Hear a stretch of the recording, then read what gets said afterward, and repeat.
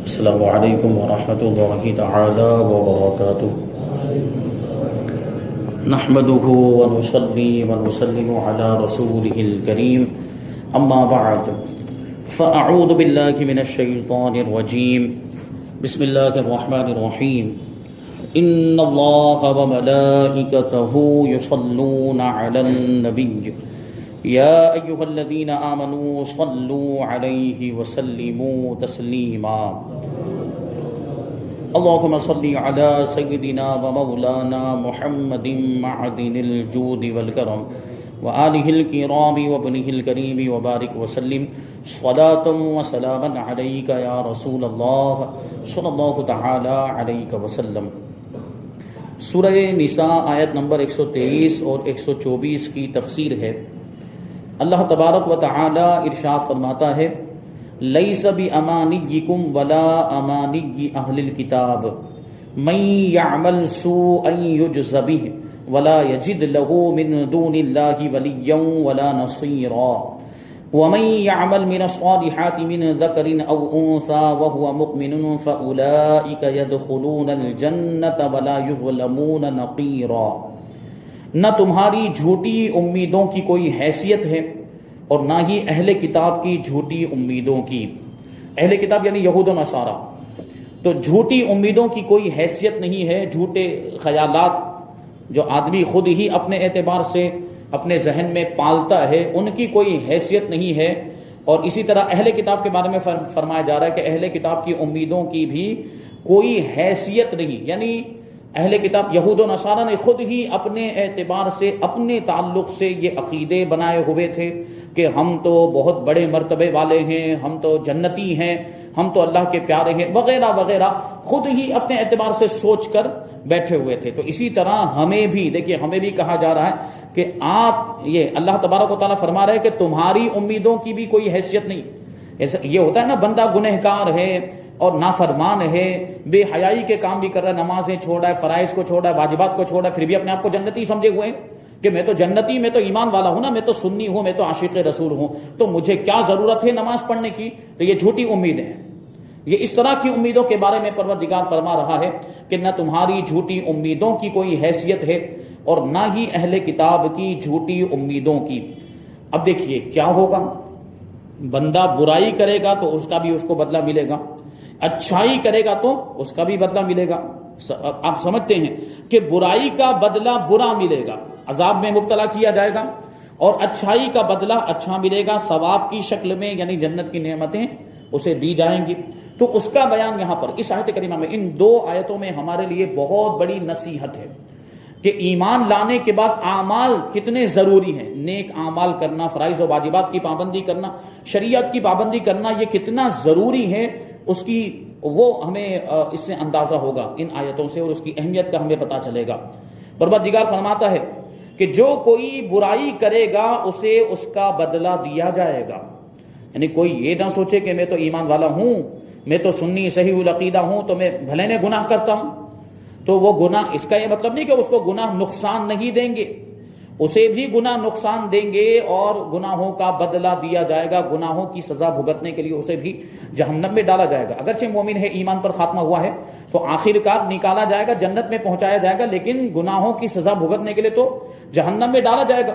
تو اگرچہ تھوڑی دیر کے لیے، اتنی دیر کے لیے بھی جہنم کے عذاب کو برداشت کرنے کی ہمارے اندر طاقت نہیں ہے، وہ عذاب بہت خطرناک ہے، جہنم کا عذاب۔ تو وہ بیان کیا گیا کہ جو کوئی برائی کرے گا اسے اس کا بدلہ دیا جائے گا، اور اللہ کے سوا نہ کوئی اپنا حمایتی پائے گا اور نہ کوئی مددگار، وہاں کوئی مدد کرنے والا نہیں ہوگا۔ وہاں کس کی مدد کام آئے گی؟ اللہ کے نیک بندوں کی مدد کام آئے گی، نبی کے پاک صلی اللہ علیہ وسلم کی شفاعت کام آئے گی۔ لیکن شفاعت کا بھی اپنے آپ کو حقدار بنانا پڑے گا، تب وہ شفاعت ہمیں کام آئے گی، ہمیں فائدہ دے گی۔ حقدار کیسے بنیں گے؟ کہ گناہ ہو جائے نا تو آدمی ان گناہوں پر شرمندہ ہو، گناہ ہو جائے نا تو آدمی ان گناہوں سے توبہ کرنے کی کوشش کرے، توبہ کر لے، یا یہ کہ آدمی کم سے کم ان گناہوں کو گناہ سمجھے اور ان گناہوں سے نکلنے کی کوشش کرے اور زیادہ سے زیادہ اس کے مقابلے میں زیادہ سے زیادہ نیکیاں کرنے کی کوشش کرے، تو ایسا شخص اگر گناہوں کو ساتھ میں لے کر مر بھی جائے گا نا، امید ہے کہ نبی پاک صلی اللہ علیہ وسلم اس کی شفاعت فرمائیں گے اور اس کے گناہوں کو بخشوائیں گے۔ جو لوگ گناہوں پر جری ہو جاتے ہیں نا، گناہ پر گناہ کرتے چلے جا رہے ہیں اور گناہوں سے بچنے کی، توبہ کرنے کی ان کو کوئی فکر نہیں ہوتی، ظاہر سی بات ان سے اللہ ناراض ہوتا ہے، ان سے نبی پاک صلی اللہ علیہ وسلم بھی ناراض ہوتے ہیں ایسے لوگوں سے۔ جب حضور ناراض ہو گئے تو اب شفاعت کیوں کریں گے؟ یہ بات بھی ذہن میں رہے۔ شفاعت کے حقدار ہم کب بنیں گے؟ جب ہم حضور پاک صلی اللہ علیہ وسلم کی ناراضگی سے بچیں۔ تو حضور کی ناراضگی سے کیسے بچا جا سکتا ہے؟ کہ گناہ ہو جائے تو گناہ پر شرمندہ ہو اور گناہ سے توبہ کر لے، گناہ سے بچنے کی کوشش کرے۔ تو یہ بات یہاں پر بیان ہوئی کہ اللہ کے سوا کوئی اپنا حمایتی نہیں پائے گا اور نہ ہی کوئی مددگار پائے گا۔ اور جو کوئی مرد ہو یا عورت اچھے عمل کرے اور وہ مسلمان بھی ہو تو یہی لوگ جنت میں داخل ہوں گے۔ دیکھیے عمل کی بات آئی کہ نہیں آئی؟ یعنی ایمان کے ساتھ عمل بھی ضروری ہے، جنت میں جانے کے لیے نیک عمل کرنا بھی ضروری ہے۔ اور فرمایا کہ ان پر تل کے برابر بھی ظلم نہیں کیا جائے گا۔ تل کتنی چھوٹی چیز ہوتی ہے، تل کے برابر بھی۔ یہ اللہ تبارک و تعالی اپنی رحمت کا اظہار فرماتے ہوئے اور اپنے عدل و انصاف کا اظہار فرماتے ہوئے ارشاد فرما رہے ہیں کہ اللہ کے عدل و انصاف کا تقاضا یہ ہے کہ وہ کسی پر تل کے برابر، تل کے برابر کا مطلب بالکل بھی ظلم نہیں کرتا۔ ظلم کرنے کا مطلب کہ کسی کی نیکی کو گھٹا دے یا کسی کے گناہ کو بڑھا دے، ایسا ہو ہی نہیں سکتا۔ اور اللہ تبارک و تعالیٰ سے بھول بھی نہیں ہو سکتی۔ اللہ تعالیٰ بھول سے پاک ہے، خطا سے پاک ہے، غلطی سے پاک۔ اللہ تبارک و تعالیٰ، اس کی ذات تو بہت بلند و بالا، اس کے فرشتوں سے بھی غلطی نہیں ہوتی۔ اللہ تعالیٰ کے جو فرشتے اعمال لکھنے پر مقرر ہیں، کرامن کاتبین، اچھے برے اعمال ہمارے لکھتے ہیں، تو ان سے بھی کبھی کوئی خطا نہیں ہوتی لکھنے میں کہ ایک گناہ زیادہ لکھ دے اور ایک نیکی کم لکھ دے، ہو ہی نہیں سکتا، کیونکہ یہ کام ان کو کس نے سونپا ہے؟ اللہ تبارک و تعالیٰ نے سونپا ہے، اور اس کام کی پوری طاقت، پوری ذمہ داری نبھانے کی استطاعت اللہ تبارک و تعالیٰ نے انہیں عطا فرمائی ہے، اور انہیں خطا سے محفوظ بھی اللہ ہی نے کیا، تو ان سے خطا نہیں ہوتی، وہ پورا لکھتے ہیں۔ ہم ہو سکتا ہے ہم خود بھول جائیں کہ میں نے یہ گناہ کا کام کیا ہے، ہم خود بھول جائیں کہ یہ نافرمانی کا کام کیا ہے۔ اچھا کبھی یہ بھی ہو سکتا ہے کہ نیکیاں بھول جائیں، یہ بھی ہو سکتا ہے کہ یہ اچھا کام کیا اور بھول گیا آدمی۔ اچھا وہ پہلے کہا بھی جاتا تھا، ایک جملہ کہا جاتا تھا کہ نیکی کر دریا میں ڈال، یعنی نیکی کر اور بھول جا، اس کو دکھا مت، مطلب ریاکاری مت کر، یہ ہوتا تھا۔ تو ہو سکتا ہے نیکیاں بھی بھول جائیں، لیکن وہ نیکیاں بھی میدان محشر میں ہمارے سامنے ہوں گی جو ہم نے کی ہیں، اور وہ گناہ بھی ہمارے سامنے ہوں گے جو ہم نے کیے ہیں، اور کسی کو بھی اپنے گناہوں سے انکار کرنے کی گنجائش نہیں ہوگی۔ یعنی کوئی یہ نہیں کہہ سکتا کہ یہ گناہ تو میں نے کیا نہیں، یہ میرے نامہ اعمال میں کہاں سے آ گیا، یہ برائی تو میں نے کی نہیں، یہ کیسے آ گیا؟ کوئی بھی انکار نہیں کر پائے گا، کیونکہ جو کیا ہوگا وہی لکھا۔ اچھا دنیا میں تو بھول گئے ہوں گے نا، وہاں پر سب یاد آ جائے گا، وہاں پہ سب یاد آ جائے گا کہ ہاں یہ کیا تھا، ہاں یہ کیا تھا۔ پھر بھی اس کے باوجود انسان تو انسان ہے نا، تو انسان وہاں پر بھی کچھ لوگ ایسے ہوں گے جو انکار کریں گے کہ یہ گناہ تو میں نے کیے نہیں تھے، کہ میرے نامہ عمل میں کہاں سے آ گئے۔ تو روایتوں میں آیا ہے اللہ تبارک و تعالی فرمائے گا کہ یہ گناہ تو نے کیے ہیں اور میرے پاس گواہ ہے، جبکہ سب سے بڑا گواہ تو خود پروردگار ہے۔ وہ فرما دے کہ ہاں تو نے کیے ہیں تو کس کو مجال ہے انکار کرنے کی، لیکن اس کے باوجود پروردگار فرمائے گا کہ میرے پاس گواہ ہیں، یہ گناہ تو نے کیے ہیں، اس کے میرے پاس بڑے مضبوط گواہ ہیں، اور ایسے گواہ ہیں کہ جن کی گواہی کا تو انکار ہی نہیں کر پائے گا۔ تو وہ کیسا جری انسان، کیسا جری ہے، وہ اس وقت بھی کہے گا کہ ہاں پروردگار کون ہے، گواہ پیش کر۔ وہ ادھر دیکھے گا ادھر دیکھے گا تو کوئی تو گواہ نظر نہیں آئے گا۔ روایتوں میں آیا تو اللہ تبارک و تعالیٰ اس کی آنکھوں کو حکم دے گا، اس کی آنکھیں گواہی دیں گی کہ ہاں میں گواہ ہوں، اس نے میرے ذریعے سے یہ گناہ کا کام کیا تھا۔ دیکھ کر، جو گناہ دیکھنے سے تعلق رکھتے ہیں نا، میرے ذریعے سے فلاں غلط چیز کو، ناجائز چیز کو، جس کو نہیں دیکھنا چاہیے، جس کو دیکھنے سے شریعت نے منع کیا ہے، تو اس کو دیکھا تھا، میں گواہی دیتی ہوں، آنکھیں گواہی دیں گی۔ اب کیا کر لے گا وہ؟ یعنی اس وقت اس کی آنکھوں پر اس کا کنٹرول نہیں ہوگا، آنکھیں بولیں گی۔ اللہ تبارک و تعالیٰ جسم کے اعضاء کو قوت گویائی عطا فرما دے گا۔ وہ قادر مطلق ہے، جو چیز چاہے اللہ تعالیٰ کے حکم سے بولنے لگ جائے، جو نہیں بھی بولتی وہ بھی بولنے لگ جائے۔ تو یہ آنکھیں بولیں گی اور اللہ کی بارگاہ میں گواہی دیں گی کہ ہاں میرے ذریعے سے اس نے یہ گناہ کا کام کیا۔ یہ ہاتھ بولیں گے کہ ہاں میرے ذریعے سے پکڑ کر یہ فلاں فلاں چیز کو جن کو پکڑنا جائز نہیں تھا ہاتھ کے ذریعے سے یہ اور جیسے مارنا پیٹنا کہ جس کو مارنا پیٹنا جائز نہیں، یہ میرے ذریعے سے اس نے یہ مارنے وغیرہ کا گناہ کا کام کیا تھا، ہاتھ گواہی دیں گے، پاؤں گواہی دیں گے کہ ہاں میرے ذریعے سے چل کے گناہ کے کام کی طرف گیا تھا، کان گواہی دیں گے کہ جو ناجائز چیزیں جو نہیں سننی چاہیے وہ میرے ذریعے سے اس نے سنی تھی، زبان گواہی دے گی، زبان کہے گی کہ ہاں میرے ذریعے سے بول کر یہ گناہ کے کام کیے۔ الیوم نختم علی افواہہم وتکلمنا ایدیہم وتشہد ارجلہم بما کانوا یکسبون، یاسین شریف کی آیت کریمہ، کہ اس دن ہم ان کے منہوں پر مہر لگا دیں گے، یعنی منہ بند ہو جائیں گے، وہ خود کچھ نہیں بول پائے گا لیکن اس کے اعضاء بولیں گے، اس کے ہاتھ بولیں گے، اس کے پاؤں بولیں گے، اور یہ سب اس کے گناہوں کی گواہی دیں گے۔ اب آپ بتائیے کہ جب یہ سب سارے اعضاء گواہی دیں گے اس وقت اب بتائیے کہ انکار کی کوئی گنجائش بچے گی؟ کوئی بندہ آپ کچھ کہہ پائے گا؟ کچھ بھی نہیں کہہ پائے گا۔ تو وہاں پر پھر اللہ تبارک و تعالیٰ حکم دے گا فرشتوں کو کہ اسے جہنم میں لے کر جاؤ، تو وہ پھر تو آگے بڑی وہ روایت میں اور بھی کچھ باتیں ہیں۔ تو بہرحال ہمیں نیک اعمال کرنے چاہیے، اگر ہم جنت میں جانا چاہتے ہیں نا تو نیک عمل۔ اسی طرح اللہ تبارک و تعالیٰ کسی کی نیکی بھی کم نہیں کرے گا، جو ہم نے نیکیاں کی ہوں گی نا وہ لکھی ہوں گی وہاں پر۔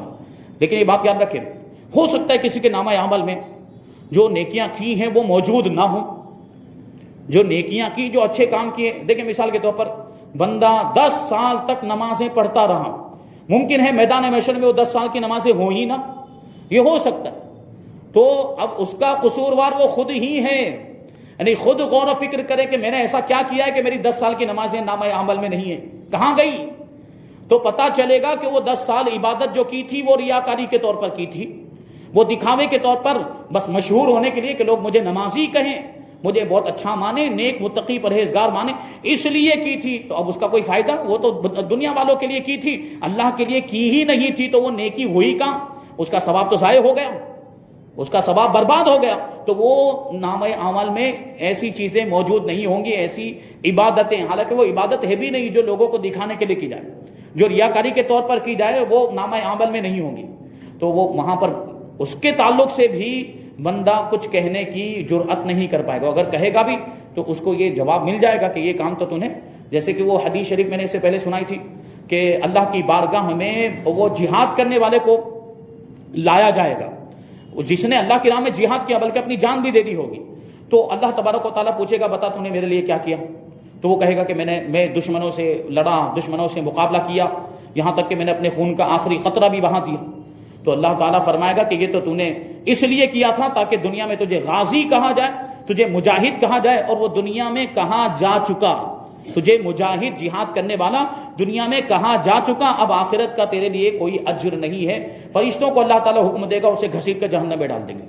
سوچنے جیسی بات ہے کہ مجاہد جس نے اپنی جان تک قربان کر دی لیکن دکھاوے کے لیے کی ہوگی تو اس کا وہ جہاد بھی برباد ہے۔ اور بھی دوسرے لوگوں کا اس میں سخاوت کرنے والے کا بھی ذکر ہے، اس کے اندر قرآن پڑھنے والے کا بھی ذکر ہے، جن لوگوں نے یہ ساری عبادتیں دکھاوے کے طور پر کی ہوں گی نا، ان کی یہ ساری عبادتیں برباد ہو جائیں گی، کوئی بھی آخرت کے ثواب میں ان کا کوئی بھی حصہ نہیں ہوگا۔ تو یہاں یہی فرمایا گیا کہ ان پر تل کے برابر بھی ظلم نہیں کیا جائے گا۔ یہاں اس آیت کریمہ میں لوگوں سے یہ فرمایا جا رہا ہے کہ نجات کا دار و مدار نہ تو تمہاری جھوٹی امیدیں ہیں کہ اے مشرکو تم نے سوچ رکھا ہے کہ بت تمہیں نفع پہنچائیں گے۔ بت یعنی یہ معبودان باطلہ جن کو خدا بنا کے بیٹھے ہوئے، تو یہ معبودان باطلہ انہیں بچا نہیں پائیں گے، ارے یہ خود جہنم میں جائیں گے۔ آیت کریمہ سنی نا آپ نے کہ یہ جو بت ہے نا یہ بھی جہنم کے ایندھن ہوں گے۔ وہ فَإِن لَّمْ تَفْعَلُوا وَلَن تَفْعَلُوا فَاتَّقُوا النَّارَ الَّتِي وَقُودُهَا النَّاسُ وَالْحِجَارَةُ، ایسی آگ سے ڈرو جس کا ایندھن آدمی اور پتھر ہے۔ تو آدمی تو سمجھ میں آتا ہے کہ جو کافر ہوں گے وہ جہنم کا ایندھن بنیں گے، یعنی جہنم کو ان کے ذریعے سے جلایا جائے گا، جہنم کی آگ کو روشن کیا جائے گا آدمیوں کے ذریعے۔ تو آدمی ہمیں سمجھ میں آیا کہ وہ کافر ہوں گے، لیکن یہ پتھر کا کیا مطلب ہوا کہ پتھر کے ذریعے سے بھی جہنم کی آگ کو جلایا جائے گا؟ تو کون سے پتھر؟ یہ عام پتھر نہیں بلکہ یہ وہ پتھر ہیں جن کی دنیا میں پوجا کی جاتی ہے، یعنی مورتیاں، مجسمے، یہ بت جن کو خدا بنا کے بیٹھے ہوئے نا یہ مشرکین، تو ان کے ان خداؤں کو بھی جہنم میں ڈال دیا جائے گا۔ اب کسی کے ذہن میں یہ سوال آ سکتا ہے کہ اس میں وہ ان مورتیوں کا کیا قصور ہے، ان مجسموں کا کیا قصور؟ تو مشرکین کا ہے نا، انہوں نے شرک کیا، انہوں نے ان کو خدا بنا لیا، انہوں نے خود نے، وہ مورتیوں نے تھوڑی کہا تھا کہ ہمیں خدا بناؤ، ہماری پوجا کرو، مورتیوں نے تو خود کچھ نہیں کہا تھا، تو پھر ان مورتیوں کو جہنم میں کیوں ڈالا جائے گا؟